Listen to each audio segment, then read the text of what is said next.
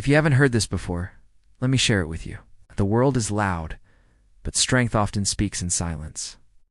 When I read these words by author Timothy Penalt, I felt like he was describing my own personal experience.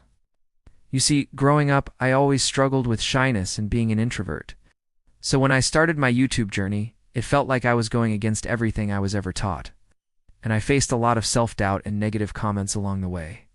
But through all of that noise, I learned that real strength comes from staying true to myself. You know how sometimes when someone is really upset, they burst out crying? That's because they don't have any more strength left to keep holding it all in. But you know what they say, right? The silent ones are the strongest. Those of us who tend to bottle up our emotions and push through are often seen as the strong ones. We might put on a brave face, act like nothing bothers us, and tell others not to worry about us because we got this.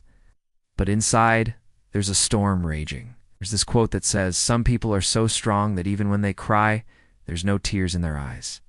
That's called strength. But the thing is, you don't have to feel sad to be strong. In fact, you don't have to feel anything at all if you don't want to. Strength doesn't come from our emotions. It comes from our actions. It's about showing up every day and doing what needs to be done, even when you do and feel like it. It's about facing your fears head on and pushing through the pain. You see, the world loves to praise outgoing and flamboyant personalities. They're the ones who get all the attention and the accolades. But what about the quiet, unassuming ones? The ones who don't seek the spotlight. Society might not celebrate them, but that doesn't mean they're weak. No, because quiet strength is the strongest of them all. You might think being quiet and weak are the same thing, but trust me, they couldn't be more different. Being quiet means you're introverted, reserved, and prefer to listen rather than talk. It doesn't mean you're passive, submissive, or afraid to speak up. There's a big difference between being quiet and being weak. Look at Mother Teresa, for example. She didn't make tons of noise, but her actions spoke volumes about her strength. She dedicated her life to helping others, showing compassion and kindness to those in need. Her quiet strength inspired millions of people around the world. Then there's Mahatma Gandhi. He didn't rule through force or violence, but through nonviolent resistance and civil disobedience. He led his people to independence with courage and determination, proving that one person can make a difference. And then there's Malala Yousafzai. At just 25 years old, she's already made history as the youngest Nobel Prize laureate. She's passionate about education and women's rights, and she's not afraid to speak up for what she believes in, even in the face of danger. You see, being quiet isn't the same as being weak. In fact, it can actually be a source of strength. Quiet people are often better listeners, which means they're more likely to be aware of the needs of others. They're also less likely to be distracted by their own thoughts and feelings, making them more focused and better able to handle difficult situations.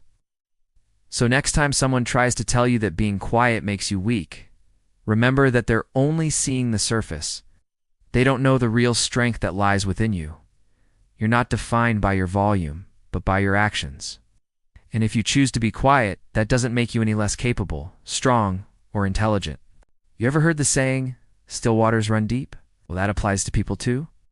We may seem calm and relaxed on the outside, but inside we're like a raging torrent of energy and ideas. We just choose to control our emotions instead of letting them control us. We take a deep breath and count to 10 instead of blowing up at the first sign of frustration. We go for a walk to clear our heads instead of letting stress consume us. We listen instead of interrupting others, because listening is how we learn and grow. Being quiet doesn't mean we're not paying attention. No, we're often more observant than people realize. We notice the little things, the subtle changes in tone and body language. We pick up on the unspoken emotions that lurk beneath the surface.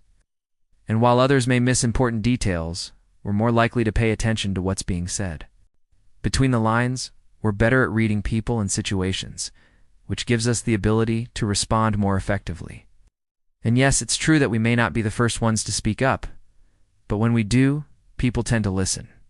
When a quiet person finally breaks their silence, it's worth paying attention to because they rarely say anything that isn't carefully considered. We don't chit-chat or gossip. We don't complain or whine. We don't need to be the center of attention to feel validated.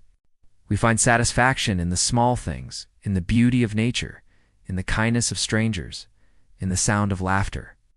We don't need to be the loudest person in the room to make our presence felt. We know that true strength comes from within, not from how much noise we make. So yeah, maybe we're not the life of the party. Maybe we don't love crowded rooms or loud noises. Maybe we'd rather stay home with a good book or watch a movie. But that doesn't mean we're weak. It just means we're introverts. And there's a strength in that too. Strength that comes from within. You ever heard the phrase, less is more?